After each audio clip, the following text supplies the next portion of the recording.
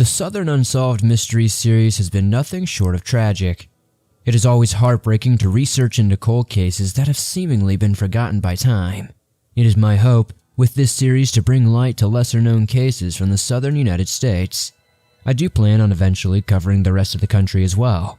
I have covered a few cold cases from the West Coast in the past, which you can find in the Unsolved Mysteries playlist. Today, I'm going to be stopping in South Carolina to cover a few truly tragic, unsolved disappearances. And as always, if you have a case you would like to recommend for a future episode, be sure to comment them down below. Now, let's get into these stories. Number 1. The Odd Disappearance of Farrakha Brown. The first case I wanted to talk about today is the truly strange story behind the 1995 disappearance of Farrakha Brown.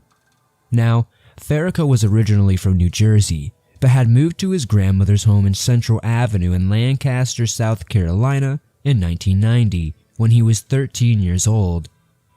By the time February 14th, 1995 came around, Farrakha was freshly 18 years old with a slender build, standing at roughly 6 feet tall or so and weighing about 150 pounds.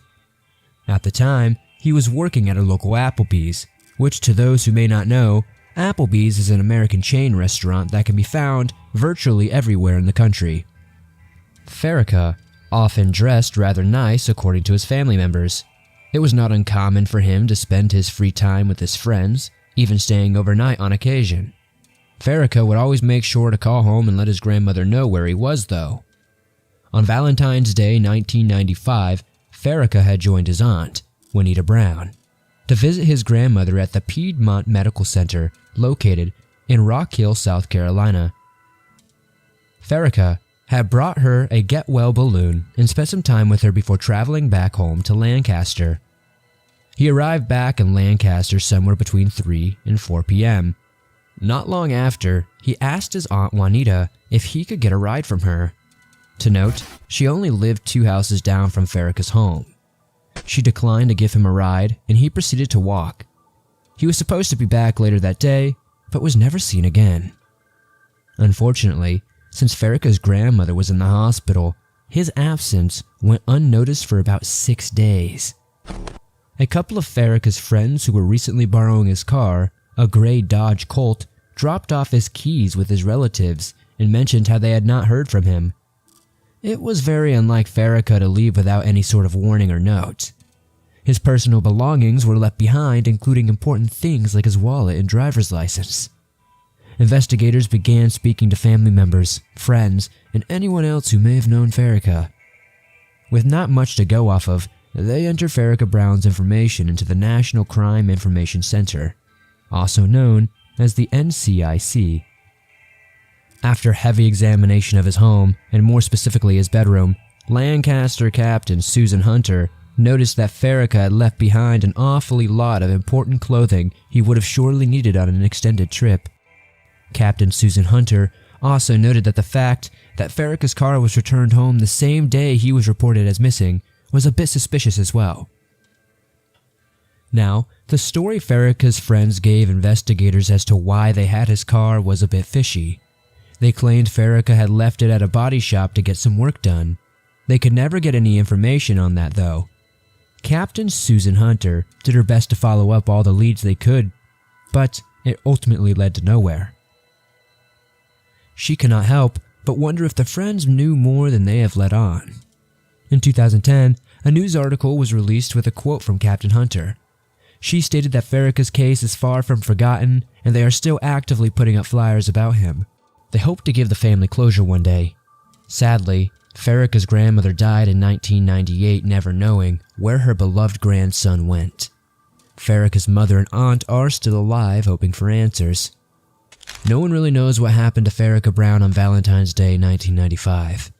At this point, all we know is Farrakha left his belongings at home and has never been seen or heard from again, and his friends are not talking.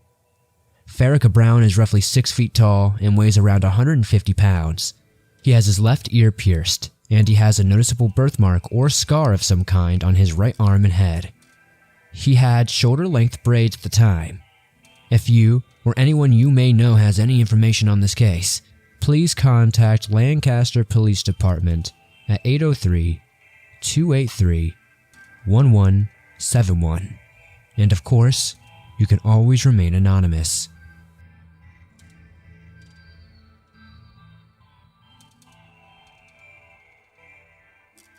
Number 2. The tragic story of Dale Dinwiddie.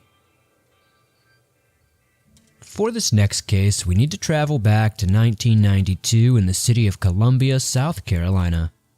Columbia is a rather large city with an estimated population of around 132,000 people. Columbia is also the state capital, is in the center of the Columbia metropolitan area, which boasts upwards of 850,000 residents. It is safe to say in an area with so many people living their lives, it is no doubt that some may go missing in broad daylight. Unfortunately for Dale Dinwiddie, she would be one of the many who seemingly vanish in a crowd of people. On September 23, 1992, Dale and a group of her friends were attending a U2 concert. For those who are not aware or may not know, or were born after 2000, U2 is an Irish rock band from the mid-70s. The show was happening at the ever-buzzing Williams-Brice Stadium, home to the South Carolina Gamecocks college football games. This stadium currently holds over 80,000 people, but in 1992 it had the capacity to sit around 73,000. Still a lot of people. The concert went on until about 11:15 p.m. Then, Dale and her friends decided to head toward the 5 Points area of Columbia. They went to a popular nightclub in the area at the time named Jungle Jim's. It is rather unclear what happened that night, as sometime during the hour and a half they were there, Dale would get separated from her group of friends. Around 1 a.m. on September 24th, the group left the club and assumed Dale had called her parents or had gotten a ride home. Sadly, this was not the reality of the situation. Dale was still in the nightclub, unaware her friends had left without her. Dale could be seen on surveillance footage asking a bouncer if they had seen her friends. Sometime around 1:30 a.m. she stopped talking with the bouncer and was seen walking north on Hardin Street. Consequently, Dale has never been seen or heard from again. Dale Dinwiddie is a Caucasian female with brown hair and brown eyes. She was 23 at the time of her disappearance and weighed approximately 96 to 100 pounds and was about 5 feet tall. She was last seen wearing a forest green sweatshirt, a blue nylon LL Bean jacket tied around her waist, faded blue jeans, and sneakers. Now I realize there is not a ton of information behind this case, but that is exactly why I chose to cover this one, as I feel there is so much being left out or kept from the public. There have been multiple theories thrown around as what happened to Dale Dinwiddie, the most popular theory being, well, abduction or murder. This is the primary theory that most investigators have gotten behind. Some people close to the story insist Dale had to have been taken by someone who knew her, or potentially a stalker or stranger who had been following her for some time. Many have stated that it would be very unlikely for Dale to enter a stranger's vehicle on her own accord, leaving many to think she was familiar with whoever she got in the vehicle with. It does look like the lack of clues in this case indicate Dale's disappearance was likely a carefully planned event. Investigators have gone on record to say, anyone who kidnapped her on impulse would most likely have been sloppy, leaving behind clues. To me, this is not necessarily a solid argument, as with a lack of witnesses we clearly have a lack of clues, which does not mean the potential abduction was planned or unplanned at all. The absence of evidence does not mean the evidence of absence. I am unsure of where I lean in this case, but I can say there have been a few suspects over the years. A popular suspect who was investigated was a man named Ronaldo Javier Rivera. He confessed to killing 4 women in Georgia and is suspected to have been behind many more. What made Rivera a solid suspect was that he was a violent killer who had lived in the area at the time Dale disappeared. He was even attending the University of South Carolina in 1992. The university is not terribly far from the 5 Points area Dale was last seen. Outside of the possibility of him being in the area though, no evidence has ever been found linking him to the crime. At the end of the day, Dale and her family deserve answers and closure. Over the years, investigators have followed up on thousands of tips, many of which are somewhat useful, but there are quite a few that border on ridiculous. Many properties have been searched after reports of foul odors and deer bones were dug up. Ground-penetrating radar, scent dogs, and more have all been dispatched and used to aid officials. In lighter news, Dale's dental records and DNA are on record. If her remains are ever found, she will likely be identified. Even though odds are slim that this case will be solved, I see no reason to not share this in hopes of someone possibly knowing something. There is still a $20,000 reward for anyone with information that solves this case. If you, or anyone you may know, have any information regarding to Dale Dinwiddie's whereabouts, please call the Columbia Police Department at 803-545-3500. Number 3. The strange disappearance of Paula Merchant.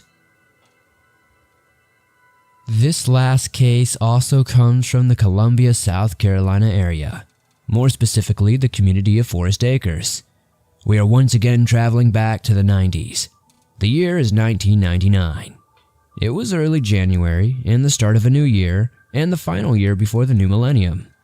Paula Merchant was living in Forest Acres, South Carolina when she left her home at around 6:30 p.m., where she was seen driving her tan 1989 Nissan Sentra. Paula was supposed to be meeting up with her church congregation on LaGrange Road. She would, for some unknown reason, never show up and never be heard from again. Before I go any further, I would like to take some time for us to get to know who Paula was. Paula Merchant was 25 years old and a recent graduate of Georgia State University. She had recently moved in with her parents and had planned to enter a master's degree program for anthropology at the University of South Carolina. Paula has medium-length blonde hair. She often wears ponytails or braids. She has brown eyes, stands around 5'6", and weighs roughly 120 pounds or so. She has rather distinct dimples and was last seen wearing a light green sweater, gray pants, black shoes, a black beanie, and was carrying a dark brown purse. Now that we know a little bit more about Paula, let us proceed further into this strange story. The next morning at 12 a.m., Paula's vehicle was found abandoned and burned. The car was found on the 2000 block of Commerce Drive in Columbia, South Carolina. There were no signs of Paula at the scene though. This is where the story really runs cold. Just like Dale Dinwiddie's case though, investigators had a suspicion that Ronaldo Javier Rivera was potentially responsible. Rivera was charged with the murders of 4 women in Augusta, Georgia in October of 2000. He went to college in the Columbia area and knew the site of Paula's disappearance well. While there are some noticeable differences between Rivera's crimes and the disappearance of Paula Merchant, there are enough similarities to lead investigators to allow further investigation. Paula's family has stated publicly that they will continue to search for answers and hope to find Paula. They have had many calls, visits, letters, and cards from friends and the concerned public. They continue to hope and pray that they will see Paula's safe return. Rivera is suspected to have killed many more than the 4 he was convicted for, but none of these have ever been tied to him. What truly happened to Paula Merchant all those years ago remains a mystery. Hopefully, we will know in time. If you or anyone you may know has any information on this case, there is a $25,000 reward for anyone who has information leading to the whereabouts of Paula. Please call in any tips to Forest Acres Police Department at 803-782-9444. And of course, you can always remain anonymous. Welcome back to the Southern Unsolved Mystery Series. We have covered a lot of states thus far. From Florida to Virginia, we have seen no shortage of tragic and unsolved cold cases.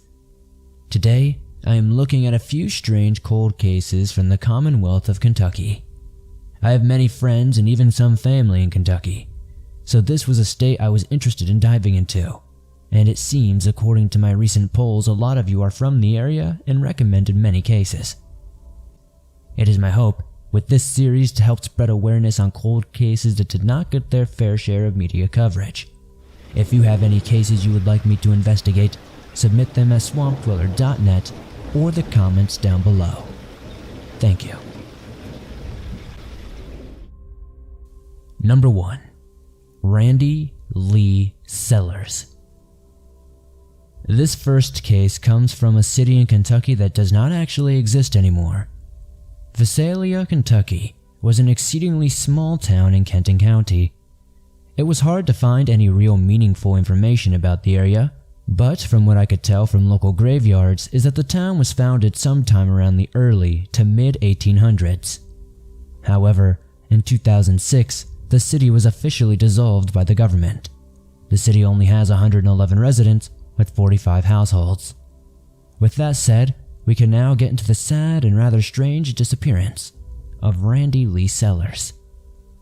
Just like Visalia, there was not much information online about Randy Sellers. Much of what I could find all really pertained to his disappearance. What I could piece together from this information was that the 1980 Kenton County Fair had come to a city not far from Visalia called Independence. This fair is a rather large event for the area, with many residents coming out to show off their livestock and art. Randy seemed to be enjoying the occasion with a few drinks, according to Kenton County Police. Randy allegedly got into an altercation with another patron at the fair and was arrested and charged with disorderly conduct and public intoxication. The officers on scene seemingly believed Randy also was under the influence of drugs. He even allegedly hit one of the officers after they had put him in the car. The police went on to state that they had dropped off Randy roughly about a mile from his family's home in Visalia. Now, details about why he was dropped off so far from his home seem to vary depending on where you look. Some sources state he was unclear with the directions to his home. Others say he was dropped off somewhere else entirely.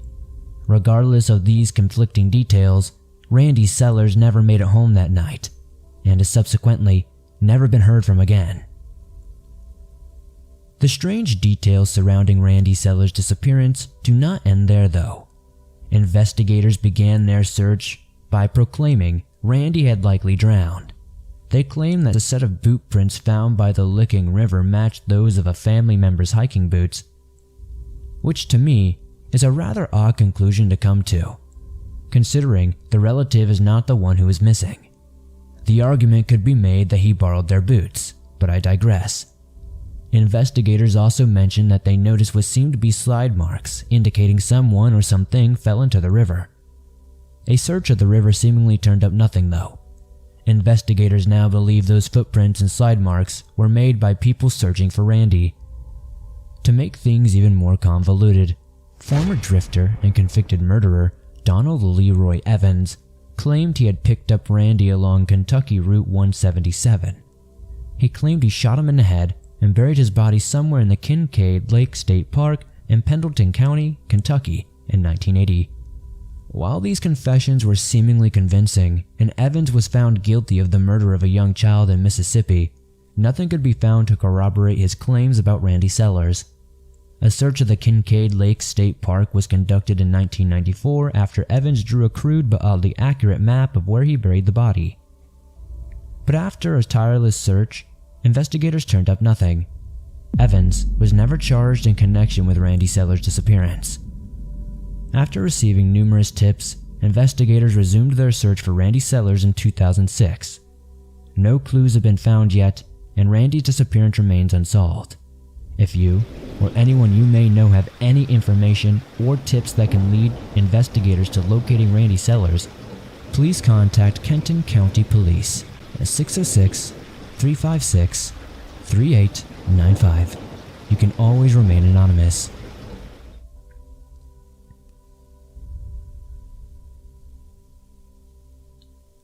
Number 2. Alice Jefferson. This next case comes from Fort Campbell, Kentucky. Alice Jefferson and her husband, Lee Andrew Jefferson, a soldier who was stationed at the Fort Worth station between March 1973 and July 1975, they had 2 children who were just 5 and 6 at the time, and Alice would suddenly vanish. To clarify a bit before I continue, Lee Jefferson was not the father of Alice's children. To begin the timeline of Alice's seemingly abrupt disappearance, we need to begin with the seemingly skewed time and day of when she went missing. It has been up for debate for decades now, but most seem to conclude it occurred in 1975. The day, as the children can remember, was rather normal. They went off to school and everything seemed to be fine. But on this day, they remember their mom did not show up to pick them up as usual, so the kids walked home to find all the doors locked. The kids claimed to have beaten and yelled at the door for several minutes before Lee Jefferson finally let them inside. He was allegedly agitated, out of breath, and sweaty. He claimed he had been sleeping, and that is why it took him so long to answer the door. For some reason, Lee would not let the kids go into their room though. He never gave them a reason as to why. It was as if he was hiding something in there. Alice's car was still parked in the driveway. All of her clothing and valuables were seemingly untouched as well. Alice would never be seen or heard from again. Just a few days after the children last saw their mother, Lee packed their bags and drove them to their grandparents' house in Little Rock, Arkansas. He would never return, and the children never saw him again. Lee claims he reported Alice as missing to the authorities, but no evidence can be shown to prove this ever actually happened. According to Alice's family members and friends, she would never just up and leave her children alone with someone who was not family. They strongly believe foul play was involved here, and they think Lee Jefferson has something to do with it. A proper missing persons report and investigation did not begin until 2013, nearly 40 years later. This tragic story needs an ending. Closure is a right for all families. Alice has brown hair and brown eyes. She was about 5 feet tall and weighed around 110 pounds. She was about 21 years old at the time and had an open-faced gold crown on one of her front teeth. She was known to wear a wig on occasion. If you knew Alice Jefferson or have any information as to where she may be located, please contact the U.S. Army Criminal Investigation Unit at 270-798-7113.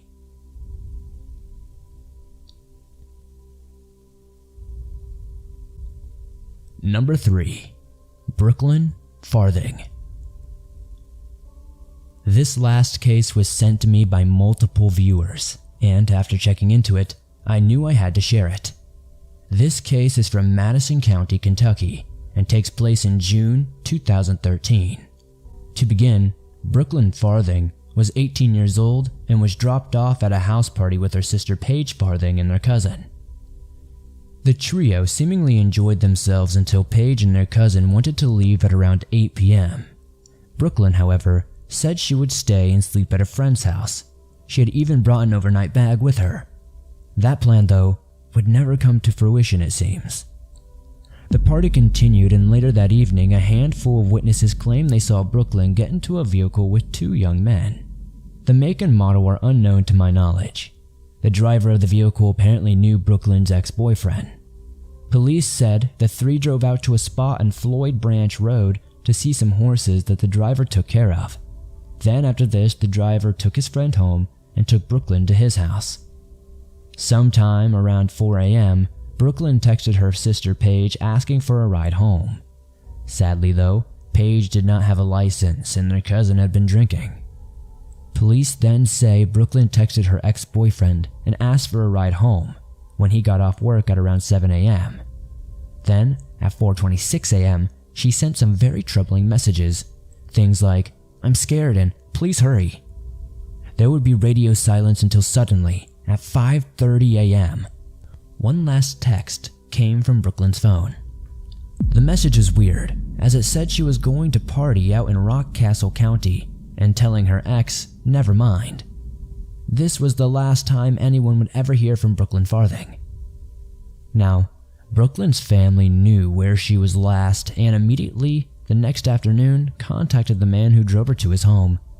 He apparently said Brooklyn was acting weird and standoffish at his house, so he went to the horses on Floyd Branch Road to relieve stress. When he last saw Brooklyn, she was smoking a cigarette sitting on his couch. The family claims the man said he returned home at 7 a.m. and saw his couch was on fire, prompting him to quickly call the fire department. According to relatives, Brooklyn's overnight bag and shoes were found in the home, but her cell phone and Brooklyn herself have never been found. A giant search ensued for multiple days after this. Hundreds of volunteers, scent dogs, cadaver dogs, river divers, and more were deployed all over the area.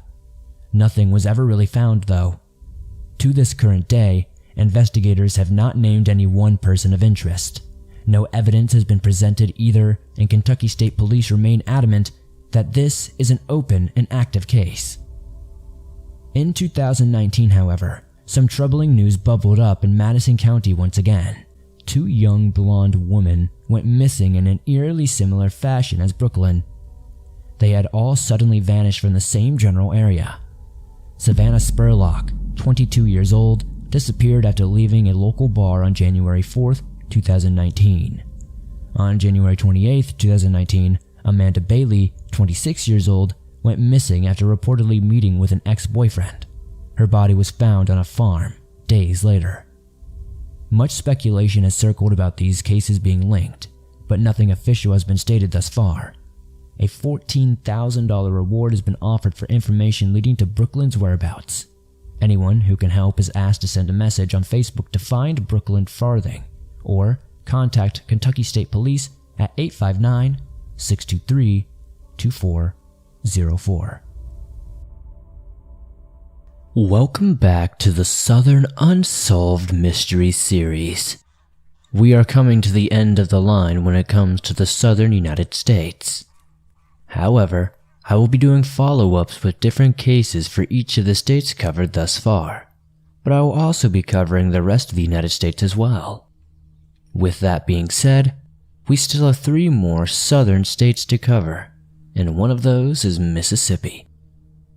Boxed in between Tennessee, Alabama, Arkansas, and Louisiana, the state boasts the wondrous yet dangerous Mississippi River.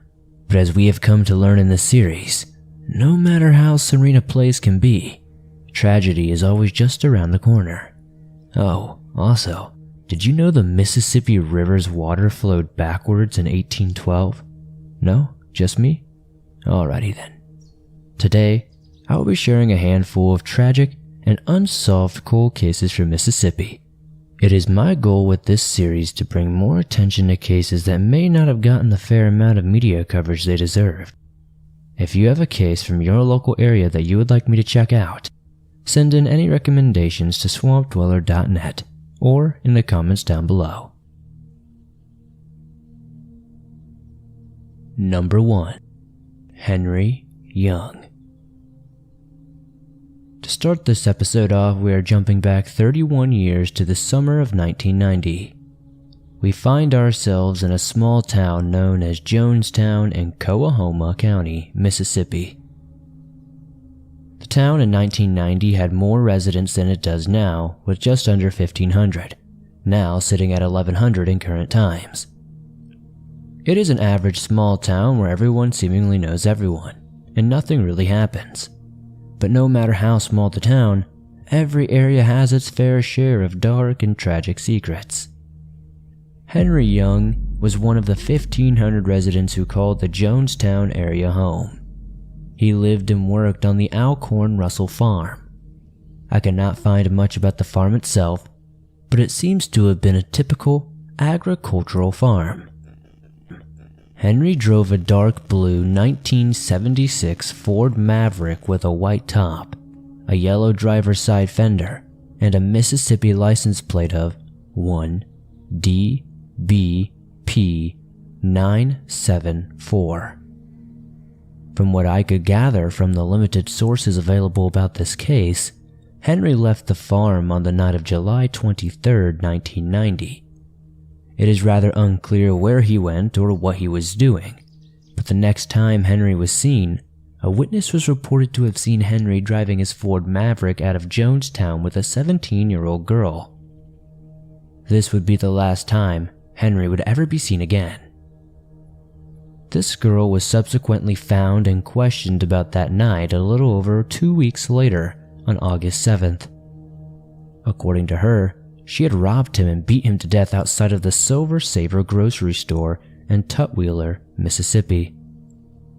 She claimed a 15-year-old boy from the area also helped her commit the crime. What was strange, though, is she claimed that she did not kill Henry until August 1st, a week after his disappearance. Both the teenagers were arrested and held for Henry Young's murder. Oddly enough, there did not seem to be much of any evidence to back up their claims. They did not find his car or body yet, and after bringing out helicopters to search and dragging the Hobson Bayou alongside the highway, they found nothing. Finally, just over a month after Henry Young's disappearance, his car was found near Friars Point, another small town settled on the Mississippi River. The car was parked just 50 yards away from the river, and the grass had noticeably grown up around the car, as it had been there for a while. There was no sign of Henry at the scene, though. A few days later, police did find his shoes, car keys, and pants. Unfortunately, without a body or any evidence of struggle, police could not build a strong case against the teenagers who confessed to killing Henry Young. Henry Young was born on July 5th, 1900. He would be 120 years old if still alive. This is unlikely, but his family and friends deserve closure nonetheless. Henry is between 5'5" and 5'7" and weighs about 120 to 140 pounds. He has graying black hair, brown eyes, and goes by the nickname of Sug.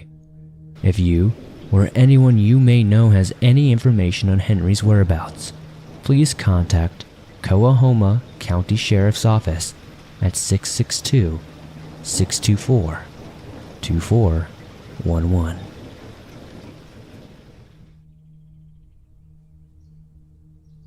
Number 2.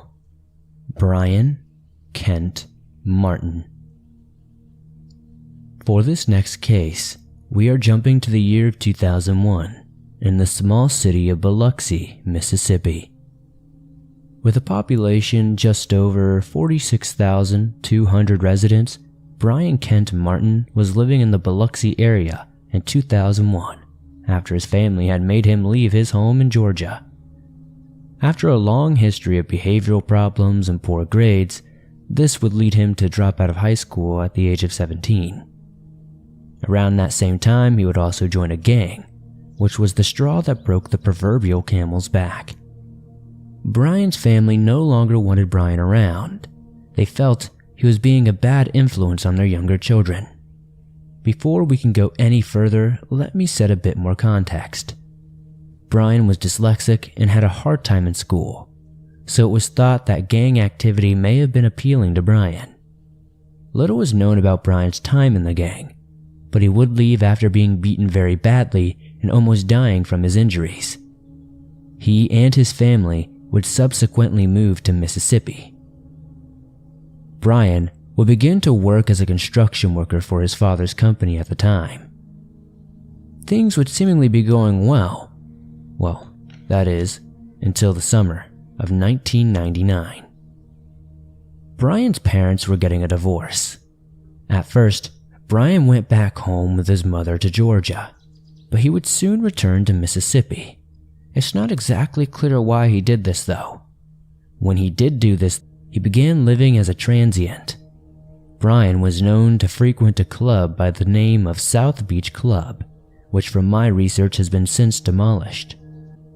He was also known to hang around a place called the Bombay Bicycle Club.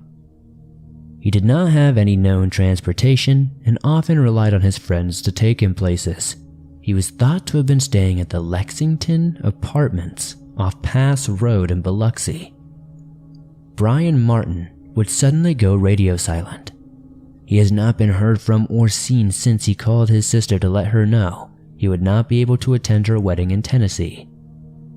That was in March of 2001. Eventually, Brian was reported as missing in September 2001 by his sister. There has been no activity on Brian's driver's license and no employment history at all. He did not have a passport, and his family strongly thinks him leaving the country is unlikely. They think he was murdered. Brian Kent Martin is 6'1". He weighs roughly 240 pounds. He has brown hair and brown eyes, and one of his eyebrows are pierced. He typically wears a silver barbell in the piercing. He has a tattoo of a gang band on his upper arm. He was 24 years old at the time of his disappearance and would be roughly around 44 years old now. Since so little evidence can be attached to this case, officials have not had much luck finding Brian or any clues as to where he may have gone. If you or anyone you may know has any information pertaining to the whereabouts of Brian Kent Martin, please contact the Luxie Police Department at 228-435-6112. You can always remain anonymous.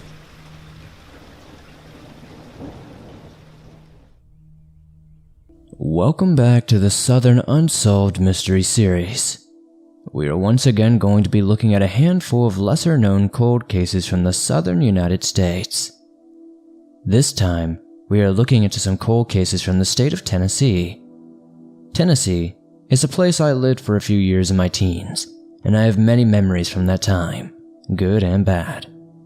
From rolling foothills to pristine mountaintops, there is no shortage of natural beauty in the state. With that said though, there are stories and mysteries that seemingly leave us without answers. It is my goal with this series to try and bring light to cold cases that may have been lost to time. Cases that did not get the media coverage they deserved. I've done my best to piece together the stories of these unfortunate events using newspaper archives, public records, and various media reports. As always, if you have any suggestions for future cases or states for me to cover, leave a comment down below letting me know. Number 1. Sadie Wallace Nelson. We are starting this episode off in the small town of Benton, Tennessee, in Polk County. There are less than 1,300 residents in the area as of 2019, but at the time this took place, the population was well under 1,000 residents. Outside of being tied to historical events such as the Trail of Tears, Benton is a seemingly quaint and quiet town. But as we have learned in this series, no matter how seemingly safe your neighborhood is, strange and tragic things can always occur. In the early summer of 1996, Sadie Wallace Nelson had been living with her boyfriend, John Burleigh Pike, on a small farm just north of Benton. They lived off Highway 411 and were joint caretakers of the property. Sadie was 74 years old and John was 77 years old, so it is safe to say they were in the latter years of their life. From all accounts, the couple seemed to be happy, spry, and in rather good health. In the morning hours of June 9th, 1996, John Burleigh Pike would be found laying in his driveway, dead. He was severely beaten and had his throat cut. Officials were called and subsequently searched the property, and it was described as virtually untouched. But oddly, they found no sign of Sadie Nelson. After talking to friends, family, and neighbors, officials concluded that she was last seen on June 8th, 1996, but she has not been seen or heard from ever again. This sent rumors jolting through the local area. The quiet, quaint little town of Benton was now flipped upside down. A few months would go by before any meaningful leads would come up. At this point, officials did not know if Sadie was the killer and went on the run, or she was forcefully removed. Finally, in December 1996, police thought they may have found Sadie Wallace when they learned someone in Batavia, New York, had been cashing Sadie's social security checks. After further investigation, it turned out Sadie Wallace's son had been cashing her checks and keeping the money for himself. He apparently did not know the whereabouts of his mother. I wanted to cover this case because it seems to be a mystery more complex than what is presented on the surface. Normally, I cover cases that are a lot more cut and dry when it comes to who the victim is and who is not. Sadie Wallace had been married 6 times and was not from the Benton area. While there are no warrants out for Sadie Wallace, officials still would like to question her about John Pike's murder. It remains unclear if she also met with foul play or if she was complicit. If you or anyone you may know have any information that may help the Tennessee Bureau of Investigation, please contact them at 423-377-6470 or go to tn.gov/TBI to submit information. You can always remain anonymous.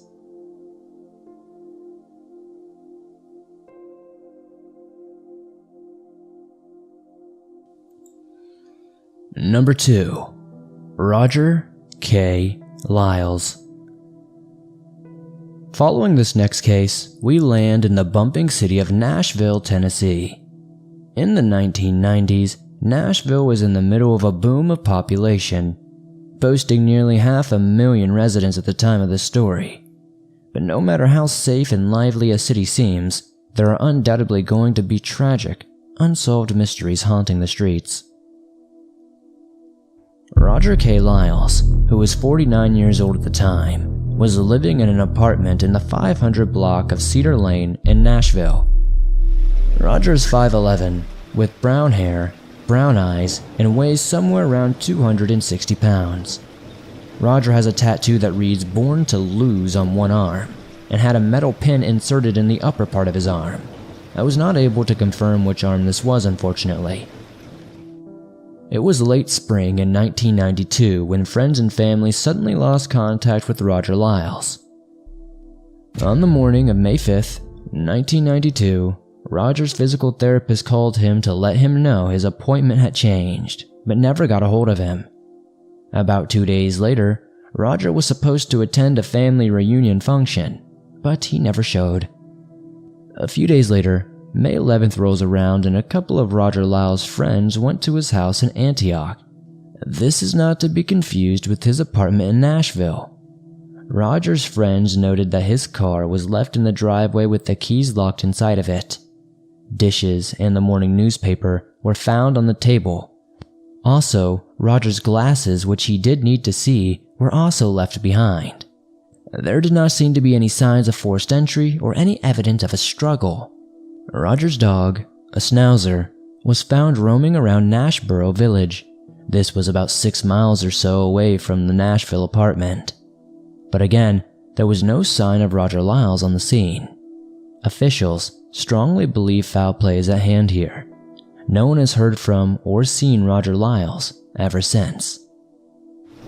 If you or anyone you may know has any information, no matter how small, please contact Nashville Police Department's Crime Stoppers Unit at 615-74-CRIME.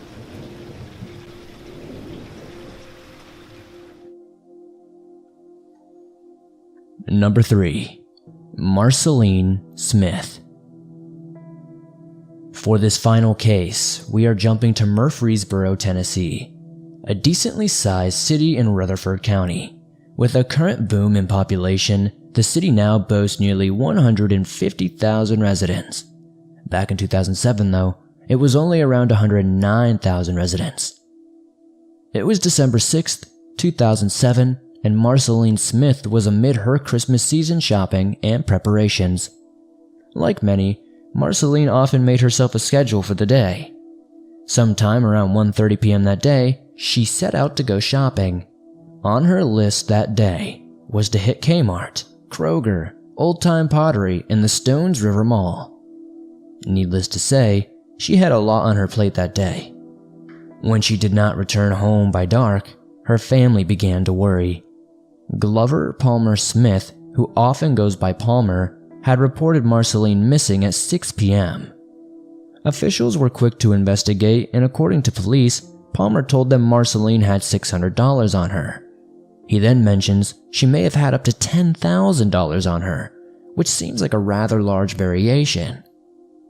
The next morning, Marceline's car, a champagne-colored Lincoln Navigator, was found abandoned in a Walmart parking lot. The location was South Rutherford Boulevard, and there was no sign of her at the scene. Her keys were inside the ignition and the passenger door was left open.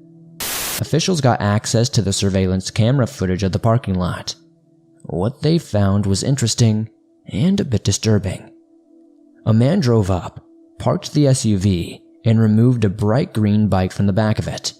This was around 2:30 p.m., only an hour after Marceline left for her shopping. This unidentified man rode south toward the Applebee's seen in the footage. The footage clearly shows Marceline was not in the vehicle at the time it was parked. Marceline was 69 years old and had a cell phone at the time. Sadly, no activity has been noted since she disappeared, but the phone's GPS tracking device still transmitted a signal. Several days after, police found her phone off Barfield Crescent Road. This was roughly 3 or so miles from the Smith's house. Even odder, this was in the opposite direction the car was found. To make things even more suspicious, Palmer suddenly stopped helping police in the investigation. He also hired a lawyer, which is even more worrisome. Not more than 3 months after Marceline vanished, another woman came forward and accused Palmer of stalking her and took out a restraining order on him. The woman stated Palmer continuously asked her out on dates and called her at her workplace, even after she asked him to stop several times. He would apparently always refer to Marceline in the past tense as well. To make things even more diluted, Palmer would go on to purchase a coffin and headstone for Marceline. In March 2009, Palmer was charged with 6 counts of making false statements to the police and 2 counts of evidence tampering, all in relation to Marceline's disappearance. The trial began in April 2010 and did not look good for Palmer Smith. The prosecution made the argument that Palmer was the one who parked Marceline's car and rode away on the bike. He also was caught lying many times to the police, which hindered their investigation. Even Palmer and Marceline's son, Evan Smith, described Palmer as being mentally and physically abusive to both him and his mother. He even claimed his mother was hospitalized in 2004 after an attack from Palmer, who simply claimed that she had fallen down the stairs on accident. Palmer always maintained his innocence and was ultimately sentenced to a year in jail and 6 years probation. He has not, however, been charged for the disappearance of Marceline Smith, which is why I've chose to cover this story today. Loved ones described Marceline as a reliable person who would be unlikely to leave her family and friends without warning. They have been outspoken about their fears of abduction and potential murder. Marceline is diabetic and would not do well without her medications. Officials believe foul play is involved and are desperate for any leads. If you, or anyone you may know, have any information on the whereabouts of Marceline Smith, please contact Murfreesboro Police Department at 615-893-1311.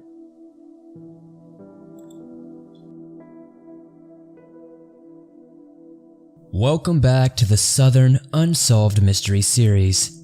Thus far, we have covered unsolved cold cases from Florida, Georgia, South Carolina, North Carolina, and Alabama. If you have missed any of those episodes, you can find them in the Unsolved Mysteries playlist on my channel. In this episode, we'll be covering some truly tragic and unfortunately unsolved cold cases from the state of Virginia. In this series, it is my goal to find lesser known and lesser covered cases and bring them to the light here in the swamp. As always, if you have a case that you would like me to check out, whether it be from the South or anywhere else in the world, be sure to leave a comment or submit any suggestions at swampdweller.net. Before I get into these cases though, I wanted to take a quick moment to say thank you to everyone who has supported this series so far. I am always amazed at the response you guys have to these cases. I really do appreciate how respectful everyone seems to be towards these tragedies. Thank you again. The Commonwealth of Virginia is a state full of history, being the focal point of the French and Indian War, the American Revolution, the Civil War, and even the Cold War, which was surprising to me as I did not know that before I looked into the state for this video. It is the 35th largest state in the country and boasts a population of around 8.6 million residents. Enough background though. Let us get into these tragic, unsolved cold cases from Virginia. Number 1.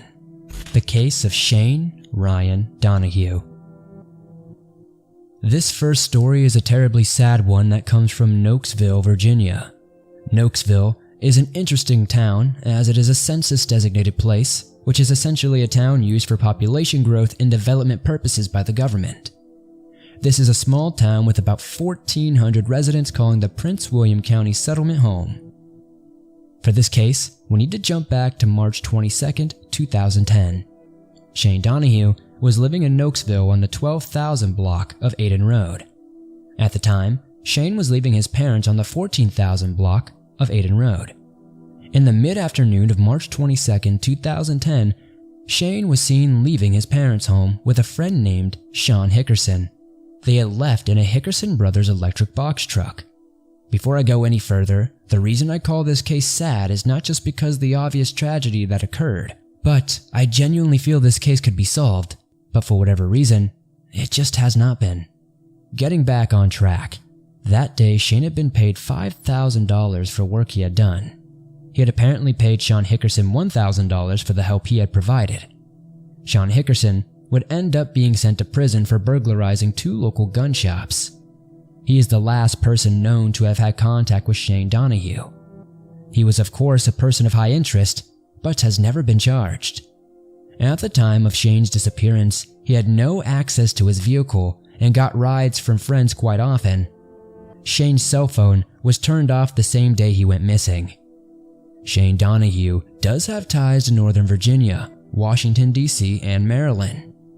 Shane is a Caucasian male standing at around 5'11" and weighing roughly around 180 pounds.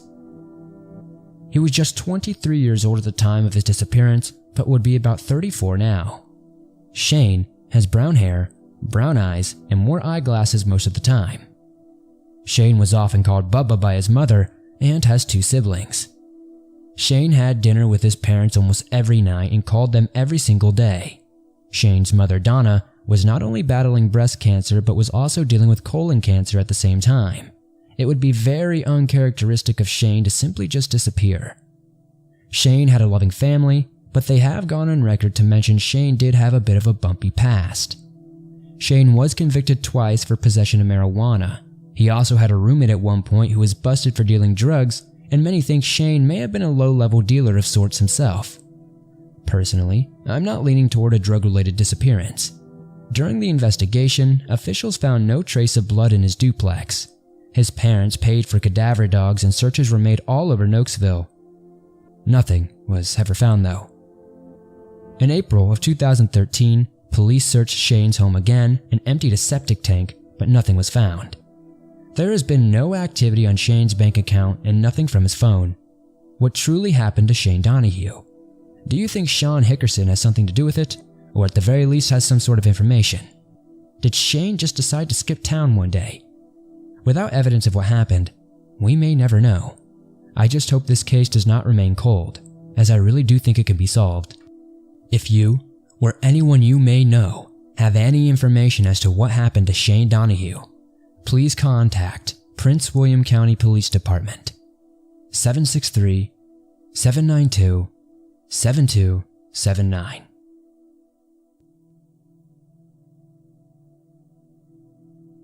Number 2. The unsolved disappearance of Carol Ann Smith. This next case comes from Roanoke, Virginia, the infamous Roanoke from the missing colony stories. This area is a rather large one these days, with somewhere around 100,000 residents. Jumping back to the summer of 1994, Carol Ann Smith was home alone while her husband David Smith was on a business trip. When David returned, he claimed to have found a pair of boxer shorts that were not his and began to think Carol was having an affair. On June 5th, David apparently decided to try and speak with her about it, but she was refusing to discuss it. On June 6th, 1994, Carol was seen watering her flowers in the early morning around 7:15 a.m. Before we go any further, this would be the last time anyone outside of David would see Carol alive and well. Sometime around 8 a.m. after the couple's 2 children left for school, David attempted to talk to her about it again. According to David Smith, Carol made a phone call, and around 2 minutes later, a green, full-sized car with a male driver pulled up to the house. The make of the car could not be made out, but was simply described as American-made by David. Apparently, Carol had taken a small bag of clothing and a large sum of money in cash and left in the green car, saying, "You don't have to worry about me," as she left. She has never been heard from again. This case bothers me because everything after Carol watering her flowers in the morning is all from David's perspective, and he seemed to have reasons to stretch the truth. David will go on to say he had no idea who the driver of the car was and had never seen him before. What makes David more suspicious is that Carol was not reported as missing for nearly 5 weeks when Carol's sister could not get in touch with her for weeks. I understand why David may not have reported it to police if his story is true, but to not say anything to her family or your own family is a bit strange. Furthermore, David Smith filed for divorce just 1 month after her disappearance. In the court documents, which are public record, he stated he did not report his wife missing because he figured she would return and did not want to tell her parents she was gone. That does not make much sense to me, but I'm not the only one who finds that story just a bit strange. Carol's sister would question why Carol never spoke about any affair, as they were remarkably close and told each other a lot. Investigators also do not believe she left on her own accord. She had incredibly strong ties with her family, friends, and community. There has not been a single trace of her since she went missing. No activity has been posted from her bank account.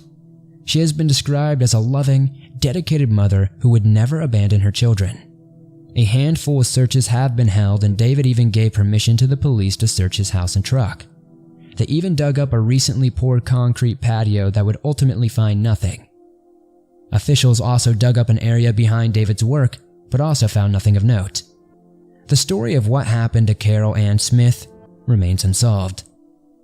If you, or anyone you may know, have any information that could help further this case, please contact Roanoke County Police Department, 540-562-3265. Number 3. The strange vanishing of Doris Faye Lentz. This last case comes from Arlington County, Virginia. We once again are jumping back to the 90s, specifically April 23, 1996. Doris Faye Lentz left her home around 7 p.m. as she was on her way to pick up her child from her recently estranged husband's home, J.E. Lentz. Jay lived in a nearby town called Fort Washington, Maryland at the time. I believe this is roughly a 20-mile drive from Doris's home.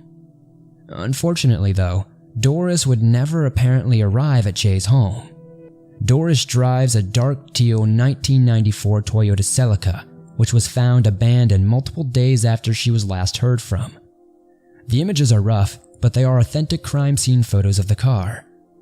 Her car was found on Livingston Road in an apartment complex parking lot. This is a known area with high crime rates in Washington, D.C. The car was horrifyingly covered in blood. Doris's keys, credit cards, cash, and other valuables were all still inside. Her purse was also in full view for anyone to see. There was no sign of Doris though. Earlier in the month, Doris and Jay were in a bitter divorce. She filed several police reports on Jay before moving out of his home. Doris would consistently claim Jay was abusive and harassed her. Oddly enough, the court hearing for the couple's divorce was on April 24, 1996, the day after Doris went missing. Doris was awarded primary custody, and Jay apparently owed Doris a rather large amount in back alimony payments.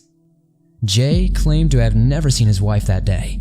Investigators learned that Jay had sent their child to his mother's house before Doris got to his home, which is odd as she was only there to pick the child up. Investigators do not believe Jay informed Doris of this. Jay moved to Indiana with their child in October 1996, just 6 months after Doris went missing. Now, before I get into some rather interesting court proceedings, I want to say I really wanted to share this story because in my opinion, it shows how justice can be muddied by a broken legal system. In May of 2001, Jay was arrested in connection to the disappearance of Doris Lentz. In August 2001, he would be charged for her kidnapping and causing her death. Jay Lentz always claimed that he was innocent though. He would be convicted and sentenced to life in prison without parole in June of 2003. This case may sound like it's open and closed, but it really is not that simple.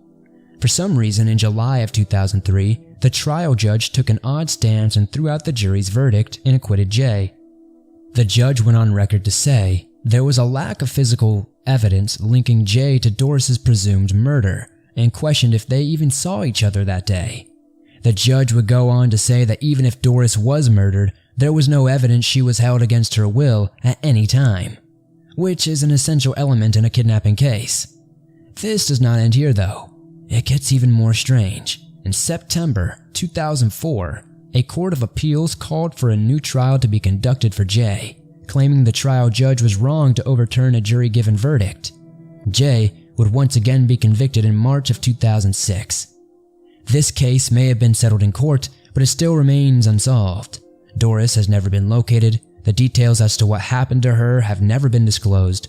Doris worked as a receptionist for the former Tennessee senator and the United States ambassador to China, James Sasser.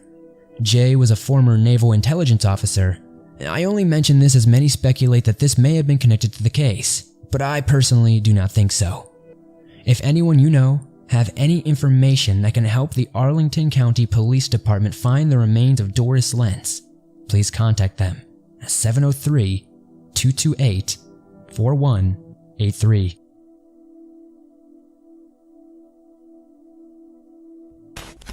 They say the mountains hold the darkest of secrets. Welcome back to the swamp, my friends. It is good to see you made it back for another episode.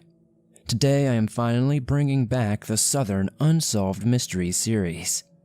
This time we are visiting one of my favorite states in the South, North Carolina. I have lived there for some time and even visit once or twice every single year.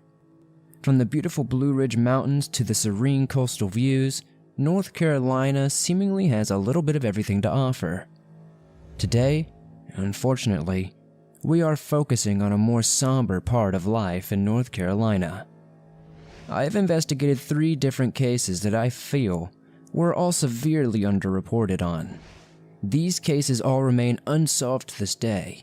It is my hope with this series we can help run up tips to local authorities and help progress these cases in any way we can. As always, if you have a case that you would like to suggest, feel free to comment down below. If you have a more detailed suggestion or resource link, submit those via my website at swampdweller.net. Now, let us get into these unsolved cases from North Carolina.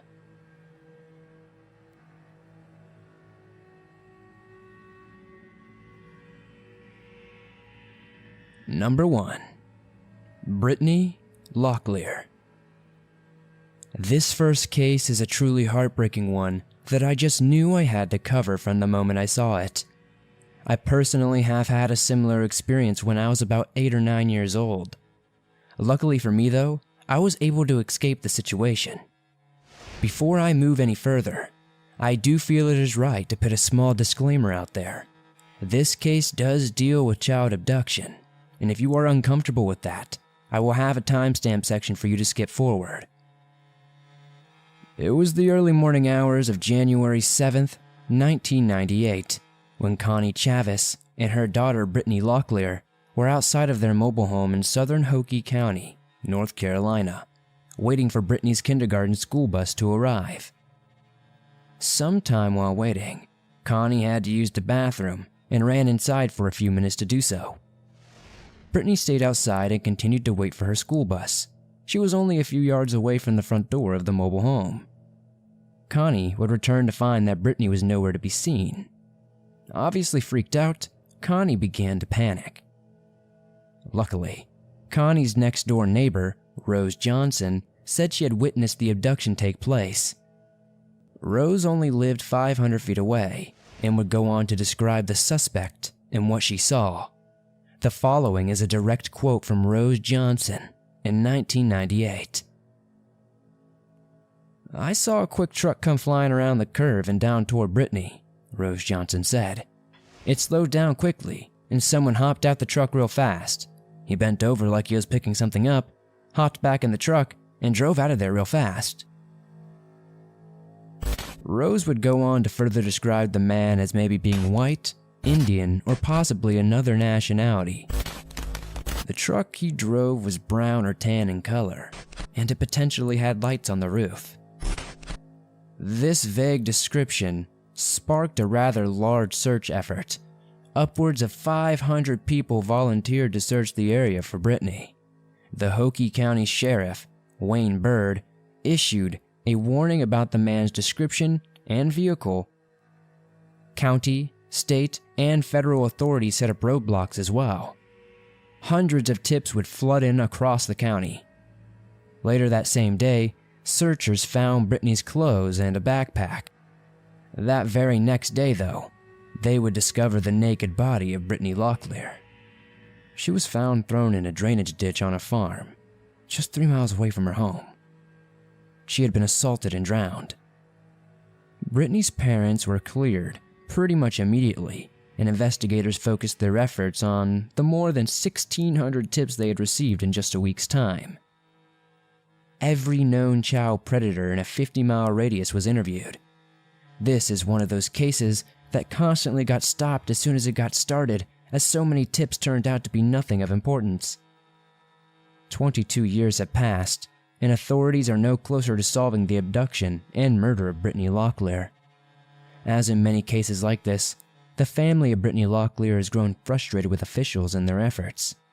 The family claims North Carolina officials have used this case for political gain and have not done proper work on the investigation for quite some time. In 2003, a 44-year-old man named Keith Douglas Laundrie was named as a suspect. Keith had recently been arrested on an unrelated robbery charge. When the Fort Bragg Fire Department cleaned out his locker, this was his employer by the way, they found a picture of Brittany amongst his belongings. Apparently, the photo was a part of a newspaper clipping about her abduction. Officials have not been able to explain why he had this in his possession. DNA samples were taken from Keith, but they did not match the samples found on Brittany's body. The case remains unsolved, but has remained open. If you, or anyone you may know, have any information that could help identify the man who is responsible for this cruel act, please contact Hoke County Sheriff's Department, 910-875-5111.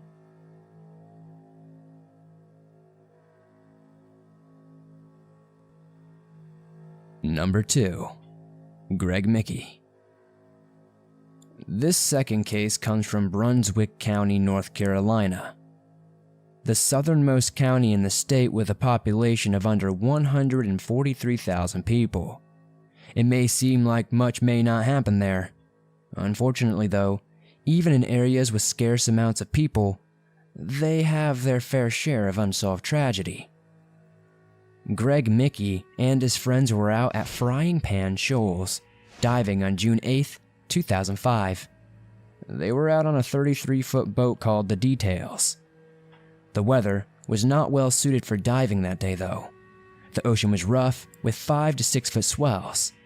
Sometime in the early afternoon, tragedy would strike. Greg and his diving partner, Andy Alabrio, failed to locate their anchor line at the end of their 110-foot dive when a strong current swept across them. Andy would lose sight of Greg, and a third friend with the group, Colvin Peterson, would make it back to the boat safely. Andy was eventually rescued by the Coast Guard around 9 hours later, somewhere around 4 miles away from their dive site. Greg was never heard from again though. It is highly believed by officials that Greg took off his buoyancy compensator and his air tank and attempted to swim to the boat. He, of course, never made it. Greg's weight belt was found open 4 days later. Greg was carrying an AB Biller spear gun with a wood stock and red coil at the time he disappeared. He is presumed to have drowned, but this remains undetermined. Dozens of searches were undertaken covering 1,000 square miles, and unfortunately, nothing has ever been turned up in means of his remains. Greg was a highly qualified diver who was in full gear and close to his boat when he disappeared. Authorities are baffled how he got into so much trouble. But like they say, nature is unpredictable and can best even the most experienced. If anyone may have any information on the whereabouts of Greg Mickey's remains, please contact Brunswick County Sheriff's Office 910-253-2777.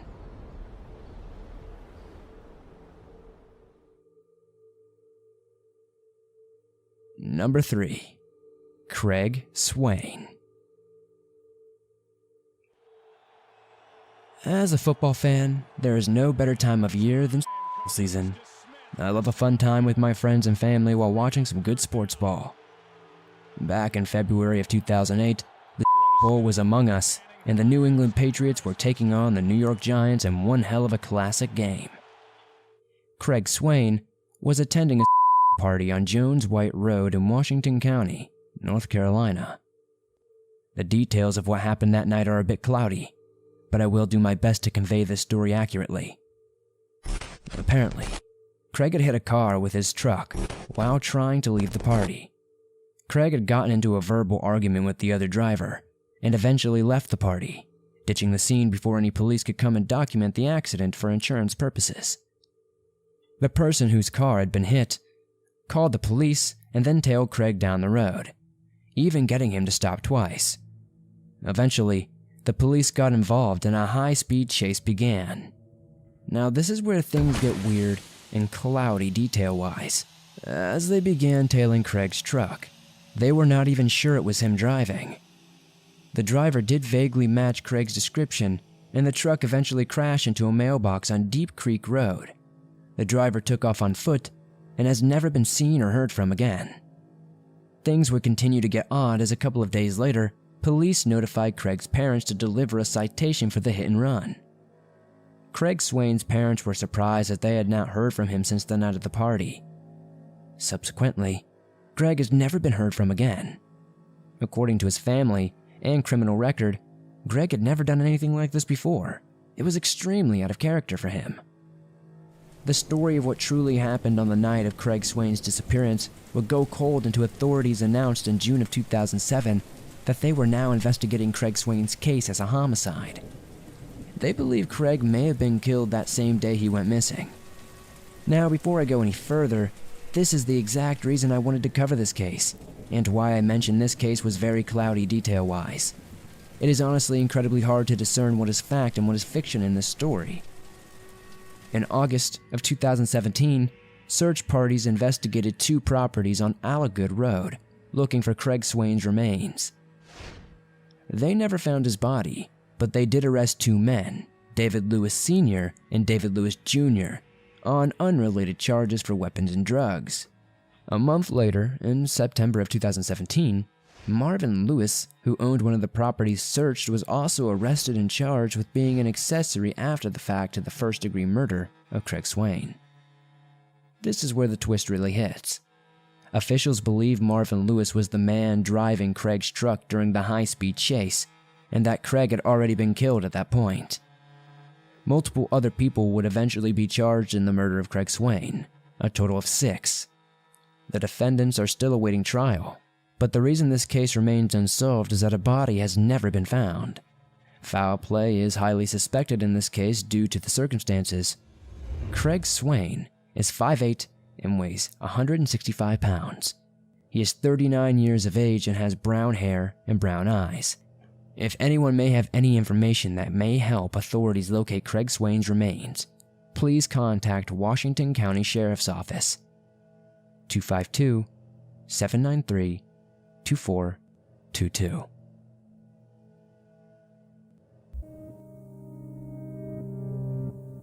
Welcome back to the swamp, my friends. I'm glad to see you made it back for another episode. Today I'm going to be continuing my recent series of unsolved cold cases from the southern United States. In this series, I will be focusing on cold cases specifically in the range from Virginia all the way down to Florida. Being a southern boy myself, I have always grown up in an area littered with odd and unexplained crimes. From people vanishing in plain sight to unsolved killings in broad daylight, the South is no stranger to violence, tragedy, and the unexplained. In this episode, I will only be covering 2 cases instead of the normal 3. As always, if you have a case that you would like to suggest, or a state that you would like to see covered in the series, please be sure to comment those down below. Any suggestions are very much appreciated. If you have a story or would like to send in a more detailed suggestion for a case, be sure to visit swampdweller.net. Now, let us dive right into these tragic, strange, and unsolved cold cases from Alabama. Number 1. The odd disappearance of Daniel Barter. To begin this story, we need to jump back in time to the year 1959 in Perdido Bay, Alabama. The date was June 18th, 1959, and the Barter family, who lived in the 1700 block of Thrush Drive in the nearby city of Mobile, Alabama, were enjoying a camping trip in the Perdido Bay area. This trip consisted of Daniel Barter, his mother Maxine Barter, 3 out of 6 of his siblings, and one of his cousins. Apparently, his other 3 siblings were staying with some relatives. This campsite was not much more than an hour from their home in Mobile. Sometime between 9:30 and 10 a.m., while Daniel's parents were preparing their fishing equipment for the day, Daniel would apparently wander off from the rest of his family. At the time, he was carrying a bottle of knee-high soda around with him. Maxine Barter did not seem to notice Daniel's absence until about 10 to 15 minutes later. She began searching all over for her son, but could not locate him or any sign of him anywhere. Not long after this, authorities were called in and began a full search of the immediate area. Now, what concerns me the most is the area Daniel went missing in. Being from the state of Florida, I have grown up in swampy areas my entire life. I even used to swim in them from time to time. Stupid of me, I know. Swampy areas not only hold many dangerous critters, but they have endless nooks and crannies for someone to fall into and never be heard from again. This specific swampy area in the Perdido Bay is highly infested with alligators. The possibility of Daniel being attacked by one of these animals is unfortunately rather high. So much so that officials caught multiple alligators and cut them open, but to no avail. Multiple groups of civilians came together to search the area. They were walking shoulder to shoulder in groups of 25. They did this in a 5-mile radius of the area and combed it extensively, looking for any sign of Daniel.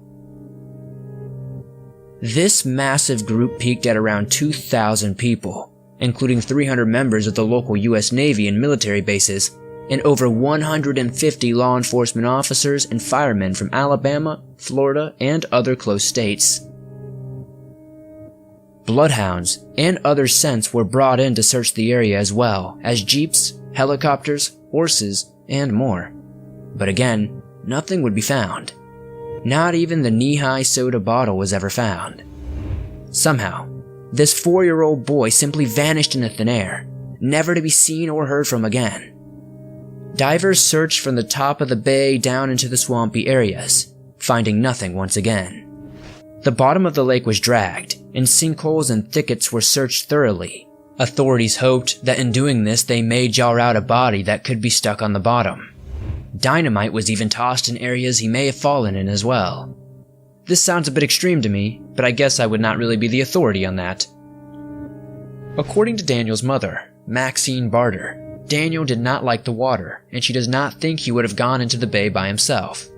The bay was exceptionally shallow at the time. You could walk considerable distance without getting all that wet. The brush around the family's campsite was very thick and prickly. Daniel was only wearing a pair of shorts at the time with no shoes. The Barter family does not believe he would have gone into the bushes by himself either. After over a week of tirelessly searching the area and turning up little to nothing, officials decided it was unlikely Daniel walked into the water or the woods. This was the most intensive search ever conducted in Baldwin County history at the time. Authorities began to investigate the likelihood of this situation being an abduction. They were never able to find any clues or evidence supporting this theory, though. The Barter family was not a wealthy one, and they never received any sort of ransom note or message, making a motive of ransom unlikely. Things would only grow to be stranger from here on out, though. According to Daniel's mother, roughly a month or so before Daniel would disappear, she claims to have seen a mysterious unknown vehicle parked in front of their house. Maxine would allegedly approach the car and attempt to confront the driver. She said a man was driving, and he immediately covered his face with a newspaper and drove off. To make this claim a bit more valid, a neighbor of the Barter family claims they saw a man acting strangely and peering into the window of the room Daniel and his brother slept in. The neighborhood was pretty safe at the time, so this was weird. The neighbor would mention this to Maxine, and they would go investigate the spot that this man had been standing. The man, of course, was gone, but he had left footprints in the dirt under the window. They would call the police, who came and photographed the footprints and took cast of them. Since this was nearly 60 years ago, it is unclear if the evidence even exists anymore. I do want to mention that even though this case is old, there is still a chance we can help progress it. While I do not have the highest hopes that justice will be brought here, I do think it is unbelievably valuable to keep the memory and story of Daniel Barter going, if only as a cautionary tale for parents of the future. The last thing I would like to mention in the timeline of strange happenings is that the morning of Daniel's disappearance, Maxine drove him and one of his brothers to the store. She parked and went inside, leaving the boys inside the car. While she was gone, an unknown man apparently drove up next to the Barter's car and stared at the boys for an uncomfortable amount of time. Then the man suddenly drove away without speaking a word to them. Daniel's brother would tell Maxine about this encounter when she returned to the car. Due to this odd sequence of events, the Barters heavily suspect that someone had been stalking the family for some time, with intentions to abduct Daniel. Unfortunately, this case would go cold and fall inactive until just recently. Nearly 50 years after Daniel disappeared, this case was reopened in 2008. This was 12 years ago, and we are still in desperate need of help to bring justice to Daniel. Many of the original case files have been lost or destroyed over the last 6 decades, making this that much harder to piece together. I have seen cases with less info be solved recently though, so I do have faith that Daniel Barter may have his day of justice. I have found several theories online and in articles as to what happened to Daniel. I will briefly touch on a few of those theories. The main theory is of course that Daniel was abducted by an unknown suspect. Due to the timeline shared by the family, this is the strongest belief. A second theory, and one of the early theories of this case, is that Daniel accidentally drowned in the Perdido Bay, even though the family heavily refutes this, as he apparently did not like water, but the tides were incredibly low and easy enough for a toddler to walk a fair distance without getting very wet at all. The third theory is that Daniel may have gotten lost while walking around the area of the campsite. Since the brush was so thick, it would not be impossible that Daniel could get turned around very easily and became lost. But since the area was searched so thoroughly, this is unlikely. The fourth and final theory I will be touching on is the idea that Daniel may have been attacked and possibly eaten by an alligator. Now, this is a bit extreme, but in an area with several alligators, this is not unfathomable. Multiple large gators were hunted in the area and gutted, but no evidence of human remains were found. Sadly, Daniel's father died in 1965 and his mother followed in 1995, both never knowing the truth of what happened to their son. Apparently, all the siblings that were alive during the disappearance are still alive today. They have hopes that he is alive and still out there, and hope the case will be resolved one day. In 2009, The family returned to the campsite to remember their missing brother and dedicated a half-century mission to find him. Daniel Barter went missing from the Perdido Bay, Alabama area on June 18, 1959. He was just 4 years of age at the time, and he was last seen wearing gray boxer shorts and carrying a bottle of knee-high soda. He was just 3 feet tall and weighed 50 pounds at the time of his disappearance. His hair is brown, and so are his eyes. He has scars on his fingers and one on his tongue. His case is currently labeled as a non-family abduction, and if he is still alive, he would be 64 years old. If you or anyone may have any information on this case, please send in your tips to Baldwin County Sheriff's Office. 251-972-8589. You can always remain anonymous.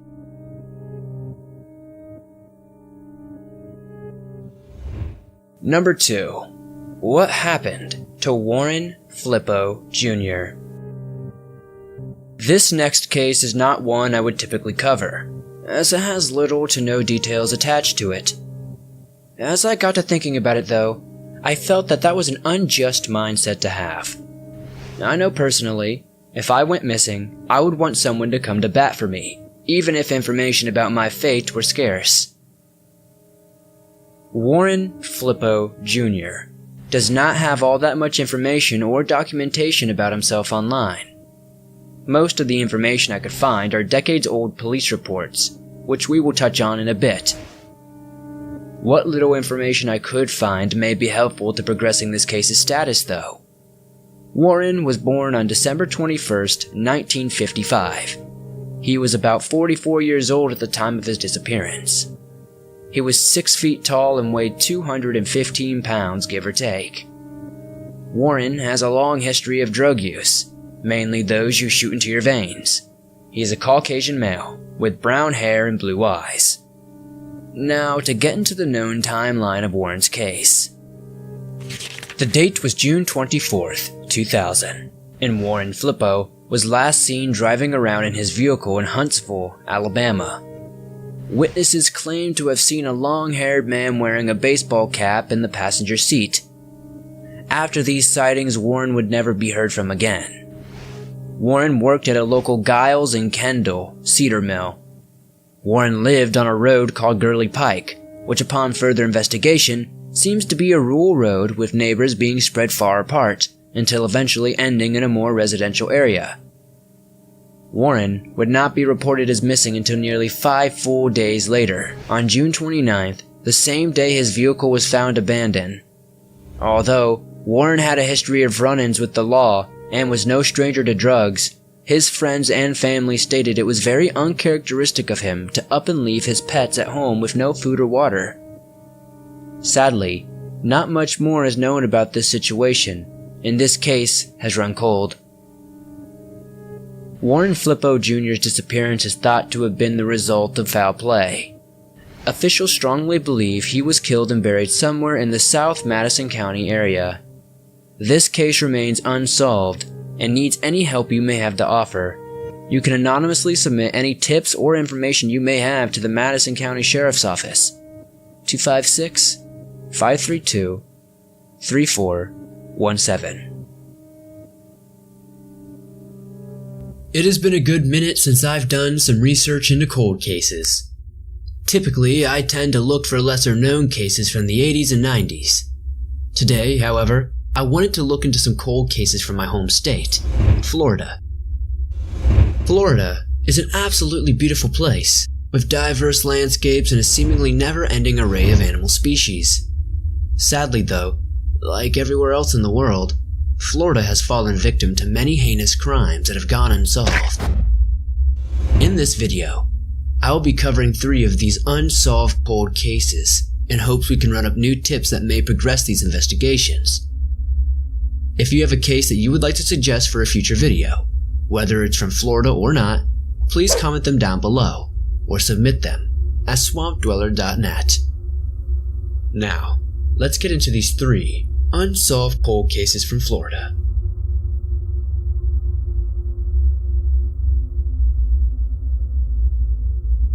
Number 1. The disappearance of Susan Basile. The first case I wanted to cover today is the truly sad disappearance of Susan Basile in June of 1975. She was just 12 years old at the time and lived in a rather small city of Port Orange with just over 3,500 residents living in the area. This area has boomed since 1975 and now boasts just under 65,000 residents. Anyway, back to the case. Susan was last seen walking home after being dropped off by her school bus. Normally, Susan would have walked with a friend, but this day, in particular, she walked alone. She would never reach her home and would never be heard from again. Susan Basile was 5 feet tall and weighed somewhere around 90 pounds. Her last known outfit consisted of a white blouse, blue bell-bottom jean, white sneakers, and she was carrying a suede purse around her shoulder. A lone witness claimed to have seen her being forced into a dark blue Chevrolet van by 2 men. This witness estimated the 2 assailants to be between the ages of 20 and 30 years old. The van these men drove had a noticeable orange curtain and the word Aries on the side. Sadly though, nothing would ever seem to come from this information.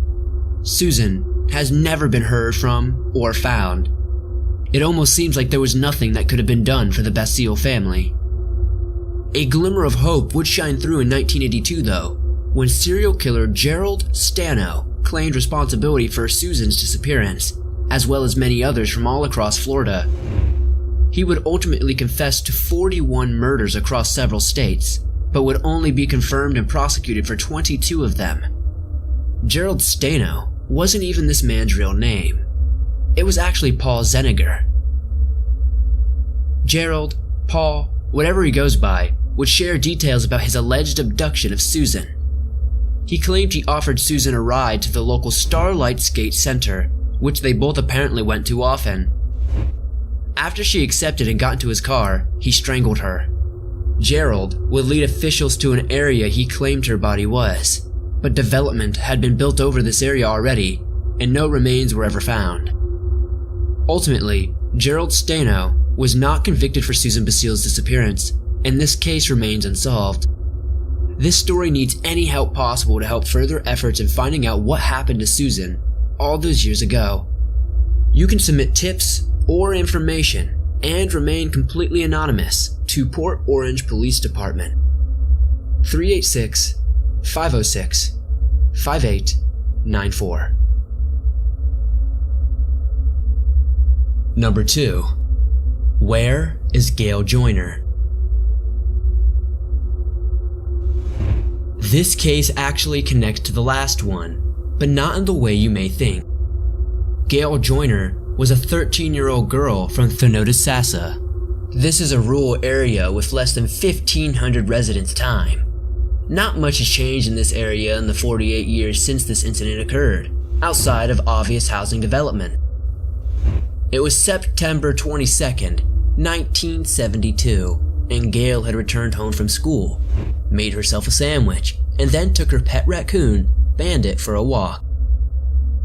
Not to get sidetracked, but how cool is a pet raccoon? Anyway, while Gail and Bandit went for their walk, multiple people saw a white car parked on the edge of a wooded area. No one could say for certain that they saw Gail get in the car though. And just like that, Gail Joyner was never heard from or seen again. Oddly enough, Bandit never returned home either. Gail's family were certain they would be able to identify the pet raccoon by a burn on his foot and an apparent scar on his nose. Local police brought the family somewhere around 17 raccoon carcasses, but they never identified any of them as Bandit. Gail's family was adamant that she would not have left on her own free will. She was very close to her older brother and was apparently very happy at home. They are steadfast in the belief that she was abducted.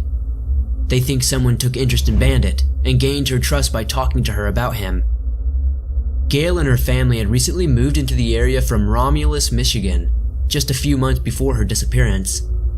So Gail did not know too many people yet, and she very much liked to show people her pet raccoon. As I mentioned earlier, this case does connect with Susan Basile, but not in any direct way. 3 people have come forward over the years claiming to have killed Gail. Serial killer Gerald Stano was one of those people claiming accountability. As we discovered in the past, Stano seemingly confessed to many murders that he did not commit, probably to add more infamy to his name. He was confirmed to have killed 22 girls in an 11-year period though, but I do not think he had anything to do with Susan Basile or Gail Joyner going missing. If you have any information or potential tips to offer, please contact the Hillsborough County Sheriff's Office, 813-247-8000. Number 3. The strange vanishing of Joanne Benner. This is a case I have heard about in the past a few times, and always left me feeling strange. The details just do not sit right with me on this one. I actually never knew this case happened in Florida. Can't blame me though, because Bayou George isn't even an incorporated community in the state of Florida itself. It is a very small sub-community in the Bay County area. Joanne Benner was just 21 years old when she disappeared under some truly strange circumstances. She was last seen at her home on Titus Road in Bayou George on May 1st, 1976. According to her husband, Gary Benner, she had left sometime in the middle of the night and never came back. She has never been heard from again, but what makes this even more strange is the fact that Joanne's daughter was quoted as saying, "Mommy had to go away because she was bleeding from the stomach," to a relative not too long after. Local police thought Gary was acting rather strange. He kept insisting that Joanne left on her own free will. According to those close to the couple, Joanne and Gary argued constantly. He had become the main suspect. Investigators searched the Benner house up and down. They found what appeared to be blood in multiple places around the home. Now, Gary claimed these were stains from nail polish, and apparently Joanne flinging her menstrual blood at him during an argument. Even odder, a piece of carpet was missing from the bedroom and later found burned in the trash can. The most damning part of all of this though, after Joanne disappeared, Gary asked friends to mail letters and toys to his children, pretending to be Joanne. Investigators did manage to obtain blood samples from the Benner home, as well as the burned carpet and a few of Gary's firearms. Sadly, in 1976, DNA testing was not an option, and this evidence ended up just sitting around for years. Sometime in 2008, officials tried to submit the evidence for DNA analysis, but it was far too old and degraded to be used. This case has been brick-walled ever since. Gary has never been charged for Joanne's disappearance. Police have stated they do believe he killed his wife and buried her body somewhere in the area. He has since moved to Tennessee and put his younger daughter up for adoption. Oddly, he kept his older one. If you have any information that may help further this truly tragic case, please contact Bay County Sheriff's Office, 850-747-4700.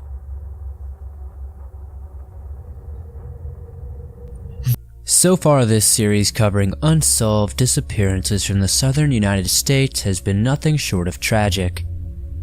The amount of cases I am being recommended and the amount I am stumbling upon myself truly breaks my heart. It is almost unfathomable to think so many people disappear daily, even in the age of cell phones. In today's episode, I am going to be covering some truly tragic and unsolved disappearances from the state of Georgia. This was the most voted state on the last poll I asked in the community tab, and I am pretty interested in seeing what cases I can find in this state. I have never really focused on Georgia before, so this will be a first for me on the channel. If you have a case from the southern United States that you would like to see me cover, comment them down below. I would love to know what you got to share. Now, without further hesitation, let's get into these unsolved cold cases from Georgia.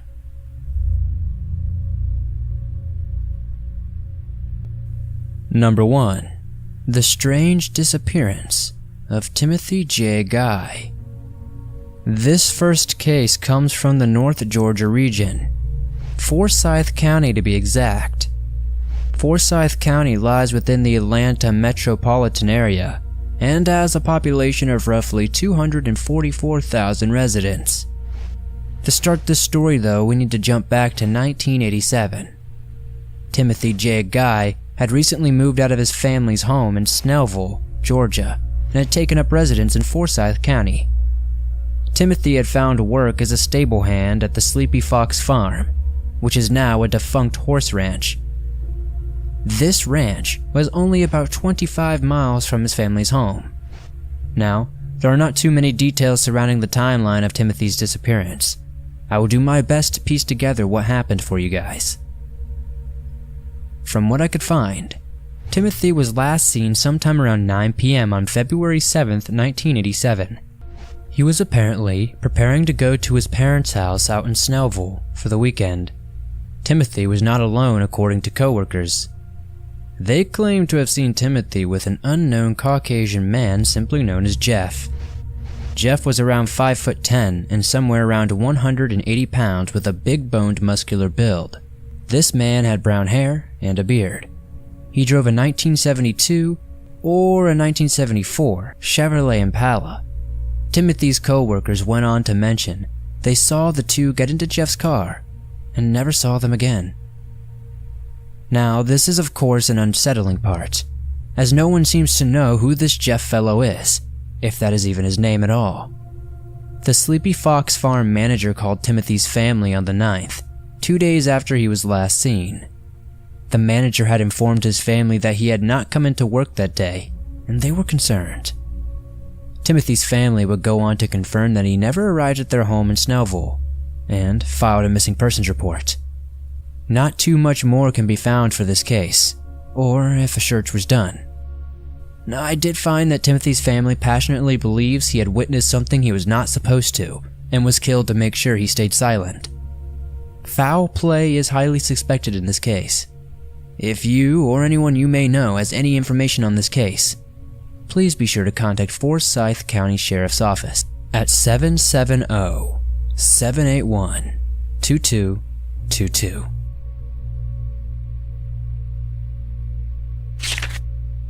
Number 2. The odd vanishing of Alan Lee Morse. This next story takes place in Austell, Georgia, in 1989. Austell is in Cobb County, which is also part of the Atlanta metropolitan area. Austell is a small town consisting of about 6,600 people. The area is known for its hunting. People travel all over the state to hunt the game in Austell. Alan Lee Morse and his family lived in Austell at the time. Alan was employed as an air traffic controller for the United States Navy and was stationed at the Naval Air Station in Bermuda. In October 1989, Alan came home to visit his family while on leave. At the end of his leave, he was scheduled to return to Bermuda. Once that time came, Alan told his mother that he would be back to visit her at Christmas. He then left and was thought to be on his way back to Bermuda. That night though, Alan's family would get a call from the base saying he never arrived. This is where things began to get a bit strange. According to Alan's parents, he had told each other that the other parent would drive him to the airport to return to Bermuda. He had also apparently confided in a friend, saying that he was not happy in the Navy and was thinking about running away from it all. The Navy personally believes he went AWOL, but have declared they will not prosecute him if he ever reappears. The Morse family have hired a private detective, and this detective discovered Alan had visited a friend after his October 1989 disappearance. Now take this with a grain of salt, as this cannot be proven. But according to his friend, they dropped Alan off at a bus stop and never seen him ever again. For whatever reason, the police refused to file a missing persons report for Alan Morse. It took several years to get a report filed, as there was no foul play in obvious sight. In 2007, nearly 20 years after Alan was last heard from, the police filed a report. Alan's family has said that it is not characteristic of him. He is not known to leave without warning. He had a close relationship with his relatives and friends. His father still holds hope his son is hiding in fear of being prosecuted for desertion. Alan was just 19 years old at the time of his disappearance. Alan was 6 feet, 2 inches tall, and weighed around 155 pounds. He has brown hair and brown eyes. This case remains unsolved and could use any help you may have. Please contact Cobb County Police Department at 770-499-3900.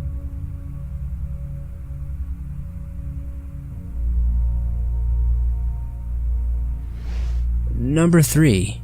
The tragic abduction of Alicia Smiley. This next story I wanted to cover in this episode is the truly tragic disappearance of Alicia Smiley. This case, just like the other two so far, takes place in the Atlanta, Georgia area. One thing we all know by now is that people can vanish in a crowded city without a notice in the blink of an eye. 3-year-old Alicia Smiley would unfortunately fall into that trap. Alicia was last seen sometime around 1:45 p.m. on June 6, 1985 in Atlanta, Georgia. She was sitting on a bench outside of the Omni International Hotel on Techwood Drive. For unknown reasons, Alicia's aunt, Estella Evans, left her and her 4-year-old cousin alone while attempting to buy wrestling tickets some distance away. Some have speculated that Alicia may have wandered off to the nearby McDonald's shortly after her aunt left. According to Estella, when she returned to the bench, Alicia was nowhere to be found. An extensive search was conducted throughout the city, but from what I was able to find, nothing really came of these searches. Alicia, consequently, has never been heard from again. Alicia Smiley was born in Birmingham, Alabama. She had lived with her aunt Estella Evans and her husband off and on since birth. Her parents were just financially unable to support her. She had been living with her aunt for 8 months before disappearing. Alicia had been described as being very friendly and trusting. Atlanta Police Department received a tip that Alicia may have been taken to the Lakewood Fairgrounds area sometime after her disappearance. The area was searched, but no evidence was found on the scene. Alicia's case remains unsolved and could use any help you may have. If you, or anyone you may know, has any information about this case, please contact Atlanta Police Department at 404-853-3434.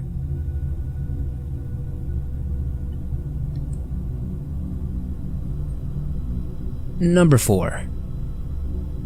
We are once again covering a case from the Atlanta area. This probably does not come as much of a surprise, as larger cities tend to have higher amounts of unsolved cases. And this next story takes place in 2002 in the heart of Atlanta, Georgia. 24-year-old Michael Way was a father of 4 children and brother to 3 siblings. Sadly, like many of the other cases here, there are not many verifiable details to share. From what I could find, Michael was last seen walking in the 1900 block on the Southeast Fisher Road in Atlanta on March 25, 2002.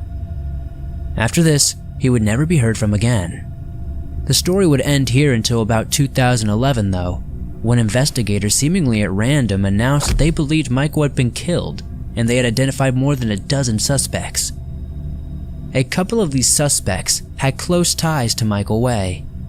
Atlanta authorities stated that Michael was abducted from the 2200 block on Cary Drive. He had just left his children's mother's home. He was taken to an undisclosed location and then killed. According to authorities, his body was buried somewhere in the woods near the Old South Bend Historic Cemetery on Forest Park Road. A body, however, was never found, and authorities would go on to say they were anticipating arrest within the coming days. No arrests were ever made though, and all the searches of the cemetery and surrounding areas turned up nothing of value. In 2010, Michael's mother died 8 agonizing years later after her son disappeared. Unfortunately, this case remains unsolved. If you, or anyone you may know has any information that may help further this case, please contact the Atlanta Police Department at 404-853-4235. You can of course remain 100% anonymous.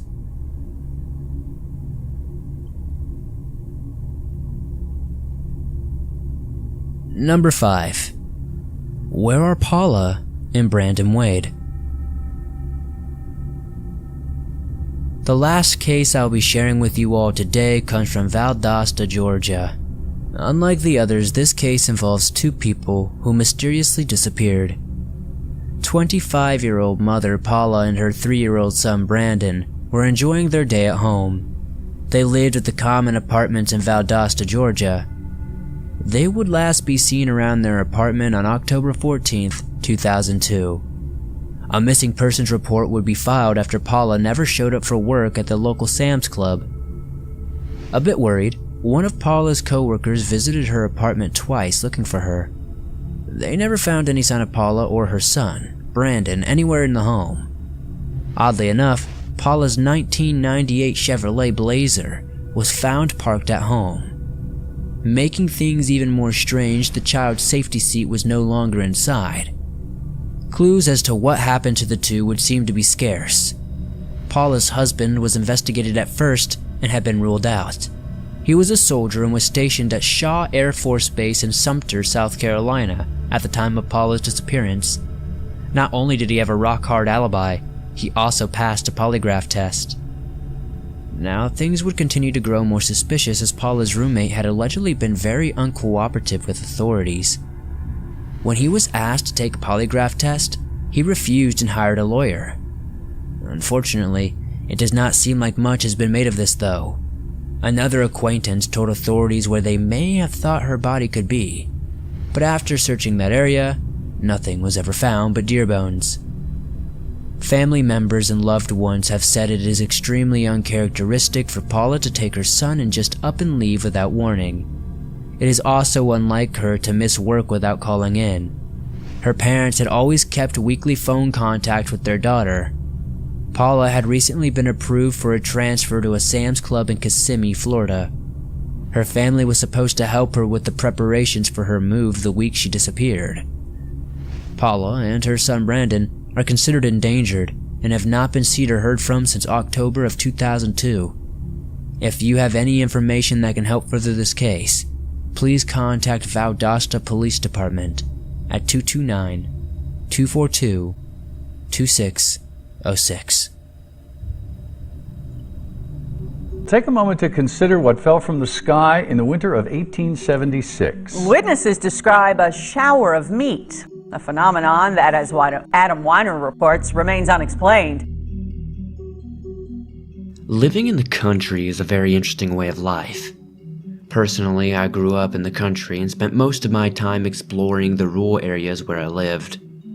How many of you have lived on farms, though? How many of you raised cows and other livestock? I myself lived on a beef farm as a teenager for some time. My guest today, that chapter, aka Mike, is no stranger to the strange and unexplained. He often covers unsolved mysteries and cold cases. Today I enlisted his help to explain this, well, rather strange phenomena. Meat is essential for many people's lives. But what would you do if one day it suddenly started raining chunks of meat? This may sound like a silly question, but this apparently actually happened in Rankin, Kentucky in 1876. This is the odd story of the Kentucky meat shower.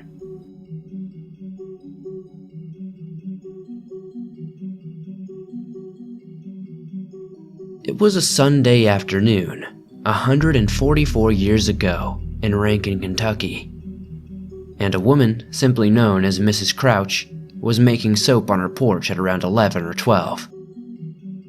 While doing this, she seemed to notice what looked like pieces of meat falling from the sky.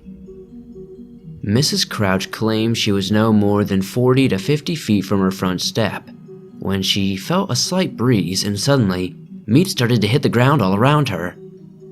She mentioned it was still bright and sunny while this went down, There were no warning signs that anything would be out of the norm. She described the meat as grisly looking.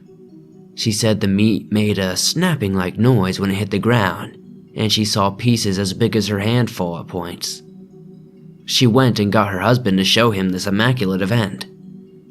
Mr. and Mrs. Crouch adamantly believed this event was a sign from God as they watched this unfold for several minutes. Apparently, not everyone was fazed though, as the Crouch's cat seemed to enjoy the shower of meat. When this event, now known as the Kentucky Meat Shower, concluded, pieces of meat were found all over the ground and hanging from fences, covering an area of roughly 100 yards or so. Now, I realize how wild and unbelievable this story sounds, but apparently, it actually happened, and there are even reports of the same thing happening in Europe at a later date. Maybe I'll make a video on that as a follow-up to this case. This event was reported by Scientific American magazine, the New York Times, and many other publications around the country. This story may be really short and uneventful, but it doesn't end there. There is actually a fairly healthy amount of information and even scientific study into this event. There are pieces of meat that have actually been preserved and still exist to this day, 144 years later. The pieces of meat were mostly in 2-inch by 2-inch pieces, and at least one piece was reported to be in a 4-inch by 4-inch piece. Safe to say, these are some pretty finely chopped pieces of meat, which truly makes this even weirder. Now, the meat looked like it was beef, but after reading the report in the Scientific American, 2 men who witnessed and tasted the meat speculated that it tasted more like lamb or deer.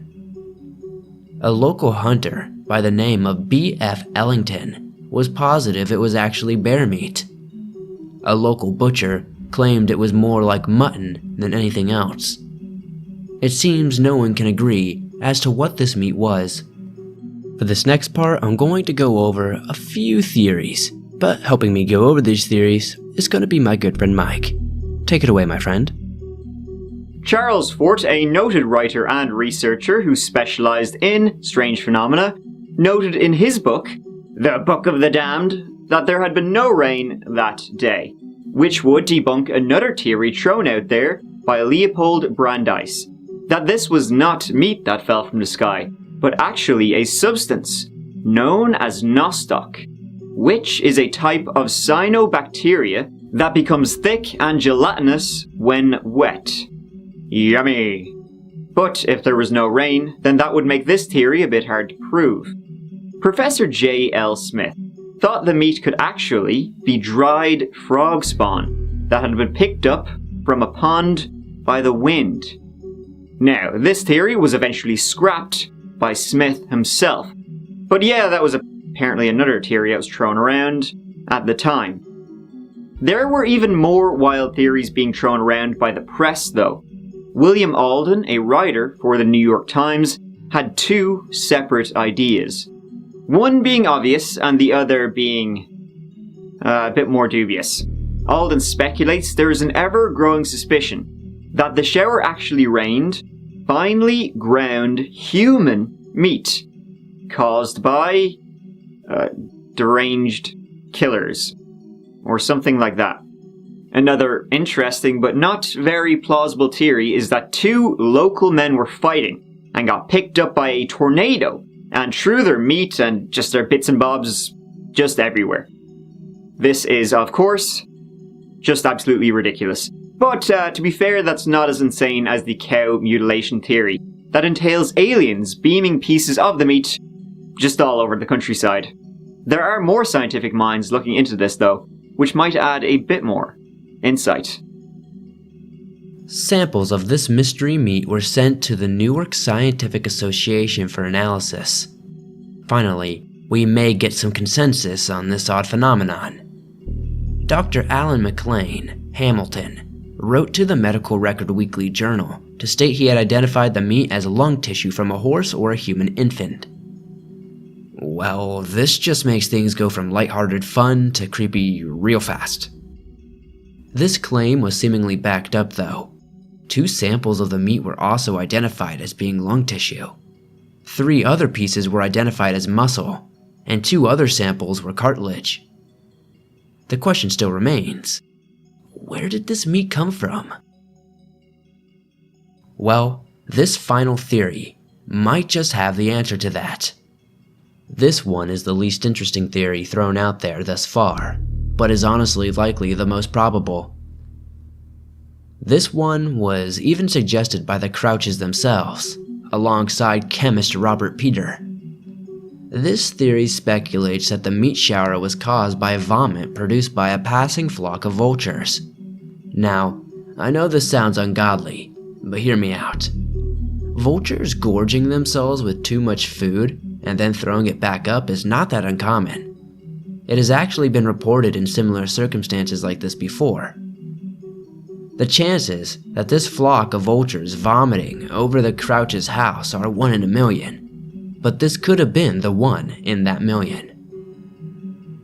After further investigation, I did find that normally, if 1 vulture vomits, the rest will tend to vomit as well. This was an interesting fact, which solidifies this theory a bit more. But, usually, they would vomit on the ground to help them fly and not while in flight. This theory would explain the various parts of meat that fell as well. Ultimately, the Kentucky meat shower remains an unsolved mystery. Even after 144 years of head-scratching, no one can seem to figure out what caused this meat rain, or what type of meat it even was. With no lack of theories being thrown around out there though, we may yet still figure this one out. I only wish we could go back in time and pull out a camera to capture this event. I would love to be able to see what a meat shower is like. I know many of you are thinking, Swamp, it's been like 1 billion years since this happened. There is no way we can look further into this. Well, you would be wrong. You can in fact get up close and personal with some samples of the mysterious meat that fell from the sky. The Monroe Musnick Medical and Science Museum at Transylvania University in Lexington, Kentucky, has one of the only preserved pieces of meat left. A random fact, there is apparently a meat-flavored jelly bean based on the flavor of the Kentucky meat rain. Sounds like I need to get my butt to Kentucky and get some meat rain flavored candy.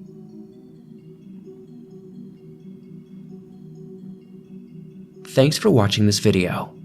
If you enjoyed this case, please hit that like button as it helps me out a ton. If you're new to the channel, want to subscribe and turn on notifications to never miss a new video. I upload them almost every single day on all things natural and supernatural. If you have a case that you would like me to check out in a future video, be sure to comment them down below or submit them at swampdweller.net. A big thanks to my friend Mike from that chapter for helping me share this story with you all today. If you enjoyed his part, please be sure to check out his channel and subscribe. He uploads multiple videos a month on all things strange and disturbing. If you're not aware, you can download your favorite Swamp Dweller scary stories on iTunes, Spotify, Stitcher Radio, and wherever else you guys listen to podcasts. Thanks as always for supporting the Swamp. I'll see you guys soon with another creepy video. I'm standing just about in the field where locals say the event happened. In fact, it was probably a day similar to today. It was winter and it was mostly clear skies that day, except instead of snow showers, witnesses say it was a shower of flesh. People at the time described the pieces as, quote, perfectly fresh and tasting, yes, tasting like mutton or venison. Sound pretty ridiculous? Well, here's the thing. There's proof. A man named Alexander Tenney Parker who collected several samples and brought them back to Transylvania to be studied. Inside the Musnick Museum at Transylvania University in Lexington are pieces of flesh, supposedly from that fabled day back in 1876.